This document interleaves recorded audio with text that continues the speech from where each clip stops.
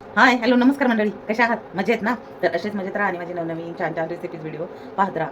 तर मी योगिता, माझ्या चॅनलवर तुमचं स्वागत आहे. तर आज आपल्याला बनवायची आहे एक भन्नाट रेसिपी. एकदम साधी, सिंपल आणि खायला एकदम टेस्टी. भात खायचा नाही, डाळ बनवायची. पण कशाबरोबर खायची? पडलात ना प्रश्न?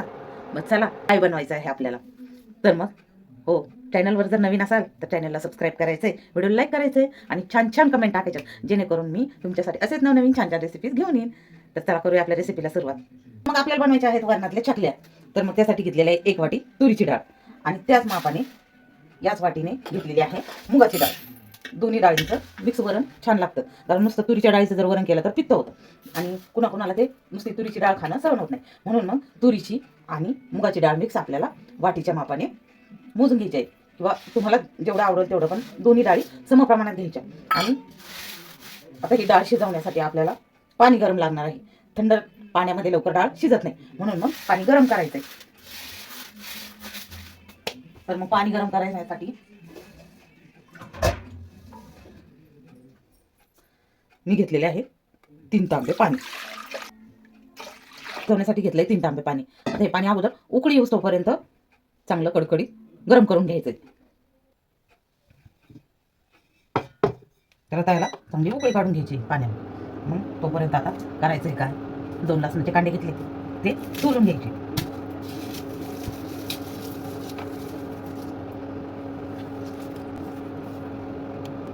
लसूण लवकर सोडून हो याच्यासाठी मी काय करत असते, अशा पद्धतीने हातावर रगडून घेत असते जोरात, आणि असं चोळून घेतला की त्याचे सगळे सालटे मोकळे होतात. तर हे पहा, झाला का आपला लसूण सगळा सोलून, जास्त सोलायला त्रास देत नाही. मग हे पहा, अशा पद्धतीने आपला लसूण सोलून घ्यायचा आहे. तर हे पहा, अशा पद्धतीने चुरगळून लसूण पटकन सोलून झालेला आहे. जास्त वेळ लागत नाही आणि कामही आपलं पटकन होतं आणि वेळेची बचत होते. तर मग हे पहा, अशा पद्धतीने सगळा लसूण सोलून घेतला. जास्त मोठा मोठा नको म्हणून मग अशा पद्धतीने त्याला मी बारीक चिरून घेणार आहे. जास्त मोठा म्हणजे दाताखाली टसटस लागेल म्हणून. आणि अशा पद्धतीने लसूण थोडासा बारीक कतरून टाकल्यानंतर त्याला टेस्ट काय वेगळीच येते आणि वरणालाही चांगला वास येतो. तर मग अशा पद्धतीने सगळं लसूण बारीक करून घ्यायचं. आता लसूण सोलून होतोय तोपर्यंत पाण्याला उकळी आलेली. पाण्याला चांगली उकळी आली की लगेच आपल्याला त्यामध्ये डाळ सोडायची आहे आणि एक 10 ते 15 मिनिटांमध्ये आपली डाळ चांगली शिजणार आहे. तर मग आपली डाळ शिजणार तोपर्यंत आपल्याला करायची आहे दुसरी तयारी. पण मंडळी, तोपर्यंत जर चॅनलवर नवीन असाल तर चॅनलला सबस्क्राईब करायला विसरायचं नाही बरं का. आणि असेच नवनवीन व्हिडिओ आता पाहायला मिळणार आहेत तुम्हाला. रेसिपी जुन्याच, पण काय होतं, प्रत्येकजण स्वयंपाक करतो, पण स्वयंपाक करण्याची सगळ्यांची पद्धत वेगवेगळी असते. मग त्याला आज आपण माझ्या किचनमधली रेसिपी पाहणार आहोत. आता पाण्याला उकळी येते तोपर्यंत डाळ स्वच्छ धुवून घ्यायची आहे. आणि स्वच्छ धुवून झाल्यानंतर चांगली शिजवून घ्यायची. डाळ होईपर्यंत डाळ आपली चांगली शिजली पाहिजे. तर मी ही डाळ गॅसवर न शिजवता शेगडीवर शिजवणार आहे, इलेक्ट्रिक शेगडीवर. त्यामुळे थोडासा वेळ जास्त लागणार आहे. आणि डाळ ही मुगाची डाळ आणि तुरीची डाळ घरचीच आहे, त्यामुळं घरच्या डाळीला शिजायला थोडासा वेळ लागतो. तर मग दुकानातली विकतची डाळ जर आपण शिजायला घातली तर तिला जास्तीत जास्त 10 ते 15 मिनिटं लागतात, आणि कुकरवर लावली तर 5 मिनिटात आपली डाळ शिजते. पण मी आता ही डाळ आहे ना, गॅसवर न लावता किंवा कुकरमध्ये न लावता पातेल्यामध्ये शिजायला लावणार आहे. पण पाणी त्यासाठी उकळून घेणार आहे, कारण उकळत्या पाण्यात डाळ सोडली ना तर ती पटकन शिजली जाते. तर मग मंडळी, आईस्क्रीमच्या डब्याचा मी केलेला आहे असा उपयोग. कशासाठी? जिरे ठेवण्यासाठी. तर मग आता 1 चमच्यावर साधारण मापात जिरे घ्यायचे. आपल्याला जिऱ्याची आणि लसणाची आणि मोहरीची फोडणी द्यायची आहे. तर 1 चमचा साधारण मापामध्ये मी जिरे घेतलेले आहे आणि लसूण बारीक कापून घेतलेला आहे. आता 1 चमचा टाकायची आपल्याला मोहरी. जिरे आणि मोहरीची फोडणी वरणाला बसली ना, ते वरण काय वेगळंच लागतं. ही कोथिंबीर आधीच निवडून ठेवलेली होती. 1 मूठभर कोथिंबीर घेतली. आता हिला मस्तपैकी जुळवून घ्यायची, आणि जुळवून झालं की बारीक चिरून घ्यायची.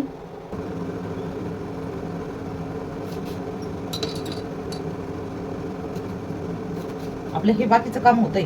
फोडणीचं सामानाची तयारी होती तोपर्यंत पाण्याला चांगली खदखद उकळी आलेली आहे. हे पहा, पाणी आता आपलं चांगलं उकळलेलं आहे. आता याच्यामध्ये मी सोडणार डाळ. डाळ स्वच्छ धुवून झाली अगोदर.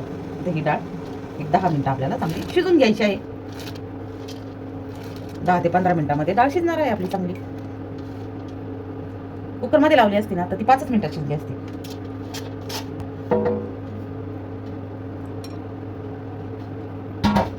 हे काय होतं, बऱ्याचदा पाण्याला उकळी आलेली असते, पाणी चांगलंच गरम झालेलं असतं. मग उकळत्या पाण्यात डाळ टाकल्यानंतर अशा पद्धतीचा फेस येतो आणि हा फेस आल्यानंतर सगळं आपलं वरती जातं, उतू जातं. तर ते उतू जाऊ नये म्हणून काय करायचंय, एक आयडिया सांगते. आता हे आपल्याला हलवूनच घ्यायचं असतं. मग चमच्यानी अगोदर अशा पद्धतीने हलवून घ्यायचं. फेस आलेला अशा पद्धतीने सगळा बाजूला काढून टाकायचा. हे पहा, हा फेस असाच राहतो आणि ते उकळलेलं वरती उतू जाऊ नये म्हणून मग त्यासाठी आयडिया बघायची ना आपल्याला. तर मग हा चमचा असाच याच्यामध्ये ठेवायचा उकळूस तोपर्यंत. मग आपली हे वरणाची डाळ उतू जाणार नाही. आणि हो, आपल्या डाळीची टेस्ट वाढवण्यासाठी आपल्याला अजून एक काम करायचं आहे. ह्याच्यामध्ये टाकायचं टमाटे चिरून. अशा पद्धतीने तुम्ही एकदा मैत्रिणींनो डाळ करूनच पहा आणि तुमची डाळ कशी झाली हे मला कमेंटमध्ये सांगायला विसरायचं नाही बरं का. तर मग एक टमाटा याच्यामध्ये अशा पद्धतीने बारीक चिरून टाकायचा आणि मग डाळीमध्ये या टमाट्याचा सगळा आरोप उतरतो आणि टमाटा बारीक चिरल्यामुळं आणि चांगला शिजला गेला की ते एकदम बारीक होतो, आपल्याला दिसत सुद्धा नाही त्या डाळीमधला टमॅटो. तर मग हे पहा, अशा पद्धतीने डाळ शिजवताना टमॅटो त्यात शिजायला टाकायचं. डाळीची टेस्ट काही वेगळीच लागते.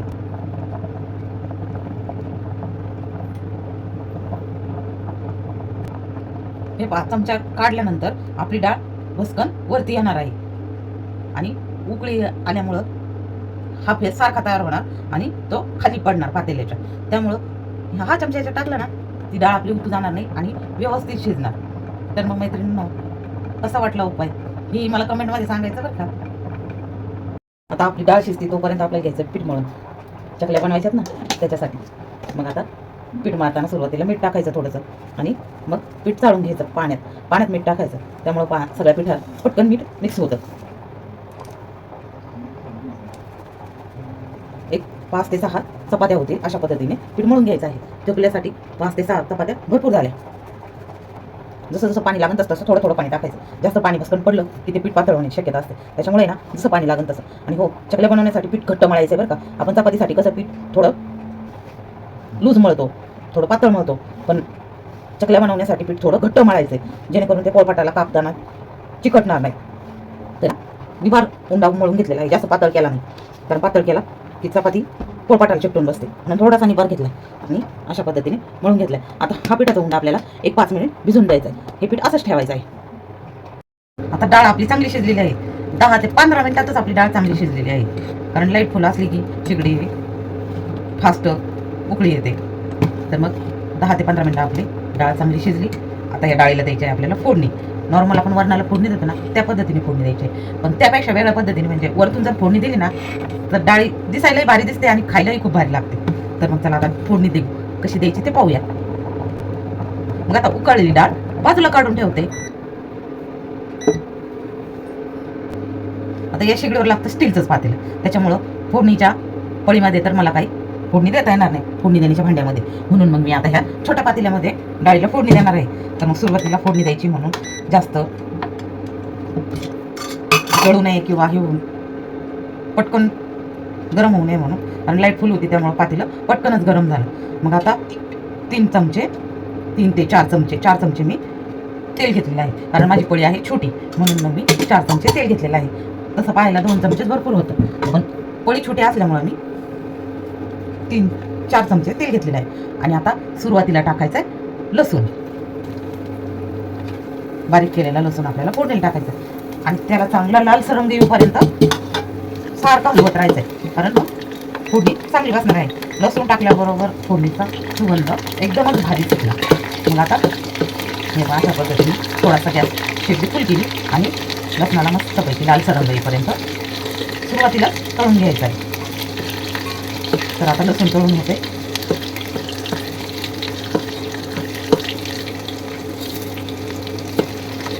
हे पाहता आपला लसूण चांगला भाजला गेलेला आहे, लालसर रंग त्याला आलेला आहे. मग आता गॅस कमी करायचा, शेगडी कमी करायची आणि आता आपल्याला द्यायची आहे जिरे मोहरीची फोडणी. तर आता जिरे आणि मोहरी याच्यामध्ये टाकून द्यायची.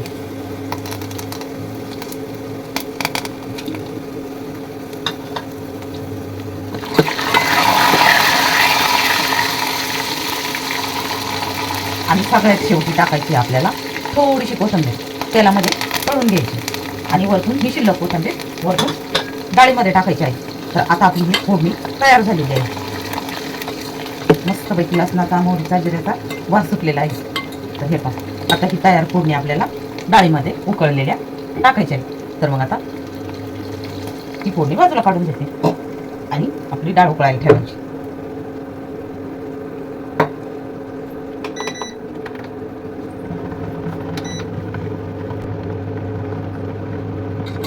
आणि आता ही दिलेली फोडणी याच्यामध्ये टाकायची.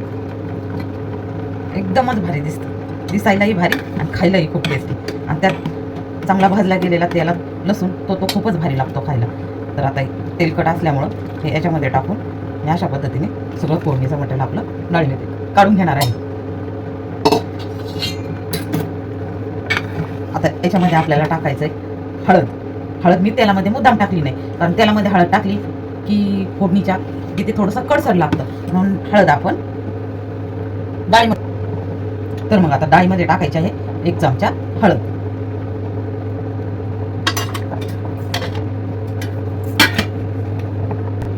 डाळ बनवताना जास्त घट्ट नाही बनवायची, थोडीशी पातळच बनवायची आहे.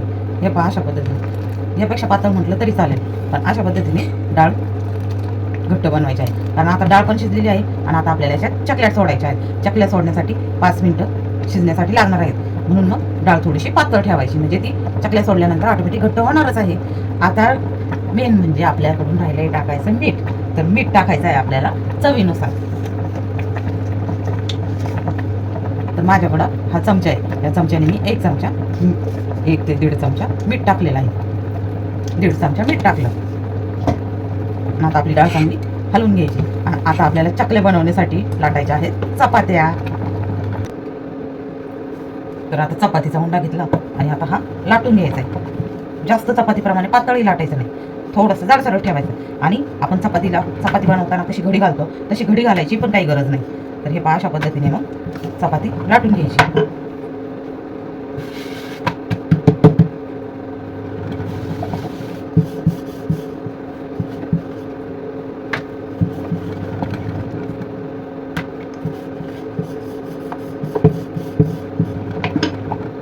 तर हे पहा अशा पद्धतीने चपाती लाटून घेतली, जास्त जाडही नाही आणि जास्त पातळी नाही. आता ही चपाती आपल्याला कट करून घ्यायची आहे चकल्या बनवण्यासाठी. तर चकल्या तुम्ही तुमच्या हव्या त्या आकारामध्ये बनवू शकता. तर मी अशा पद्धतीने ह्या चकल्या कट करून घेणार आहे.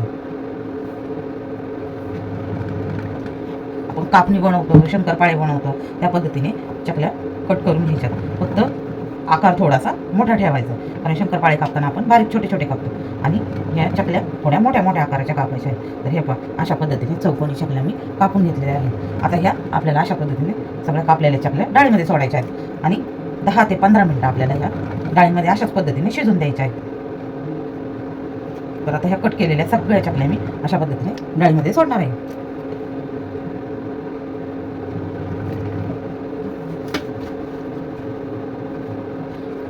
अशाच पद्धतीने आपल्या जेवढ्या चकल्या बनवायच्या तेवढ्या चपाती बनवून घ्यायची. तिला मध्ये कोल्ड करायची नाही, की तूप लावायचं नाही, की तेल लावायचं नाही. फक्त हव्या त्या आकारामध्ये लाटायची आणि थोडीशी जाडसर ठेवायची. बस एवढंच काम करायचं. ऐकली मैत्रिणींनो, साधी आणि अगदी सिंपल रेसिपी आणि बनवायलाही जास्त वेळ लागत नाही आणि खायलाही खूप टेस्टी लागते. आणि भाताची मेन म्हणजे ज्यांना भात आवडत नाही खायला त्यांना भात खाण्याची गरजच नाही. आता दुसरा आकार म्हणजे पहिली चपाती मी चौकोनी आकारामध्ये कापली आणि ही कापणीच्या आकारामध्ये म्हणजे डायमंड आकारामध्ये कापली. तर हे पहा अशा पद्धतीने आपण आपल्याला हव्या त्या आकारामध्ये आपली चपाती कापू शकतो आणि त्या पद्धतीची चकली बनवू शकतो. तर आता ह्या चकल्याही अशाच पद्धतीने शिजायला याच्यामध्ये टाकणार आहे. तुम्हाला हवा त्या आकार देऊ शकता, तुम्ही गोल कापू शकता किंवा एखाद्या झाकण्याच्या मदतीने म्हणा तुम्ही गोल चकली कापून याच्यामध्ये सोडू शकता. आहे का आकाराचं बंधन? अजिबात नाही. मग काय सगळ्या चपाती अशाच पद्धतीने लाटल्या आणि हव्या त्या आकारामध्ये कापल्या आणि एक 5 मिनिटं आपल्याला चांगलं उकळून घ्यायचं आहे पुन्हा. तर आता आपल्या जाळीला उकळी येते तोपर्यंत. मंडळी कशी वाटली चकल्याची रेसिपी? तर असेच नवनवीन छान छान रेसिपीज व्हिडिओ पाहण्यासाठी चॅनलला सबस्क्राईब करायचं, व्हिडिओ लाईक करायचे आणि छान छान कमेंट टाकायच्या. तर झाल्या आपल्या भन्नाट चवीच्या मस्तपैकी गावरान पद्धतीच्या गव्हाच्या पिठाच्या वरणातल्या चकल्या तयार. तर आता चकल्या शिजलेल्या आहेत चांगल्या आणि घरात चकल्यांचा वासही छान सुटलेला आहे. तोंडाला पाणी सुटलं ना, मग एकदा नक्कीच अशा पद्धतीने चकल्या करून पहा आणि तुमच्या चकल्या कशा झाल्या मला हे कमेंटमध्ये सांगा. आता शिल्लक ठेवलेली सगळी कोथिंबीर वरणात टाकून द्यायची. त्यामुळं वरणाला फोडणी छान बसलेली होतीच अगोदर, पण आता त्या कोथिंबीरमुळं वरण आपलं एकदम भारी दिसणार आहे. काय मंडळी, घरातल्या ज्या साध्या सिंपल पदार्थ वापरून बनवलेल्या मस्तपैकी गरमागरम चकल्या या खायला. आणि असे छान छान रेसिपीज व्हिडिओ पाहण्यासाठी चॅनलला सबस्क्राईब करा, व्हिडिओ लाईक करा आणि छान छान कमेंट टाका, जेणेकरून मी तुमच्यासाठी असे छान छान पदार्थ घेऊन येईन. आणि हो, तुम्ही पण करून खा बरं का. तर भेटूया नवीन रेसिपीमध्ये. असं एखादा नवीन छानसा ब्लॉग घेऊन किंवा छानसा व्हिडिओ घेऊन. तोपर्यंत मस्त खा, स्वस्त राहा आणि स्वतःची काळजी घ्या. भेटूया पुढील व्हिडिओमध्ये. बाय.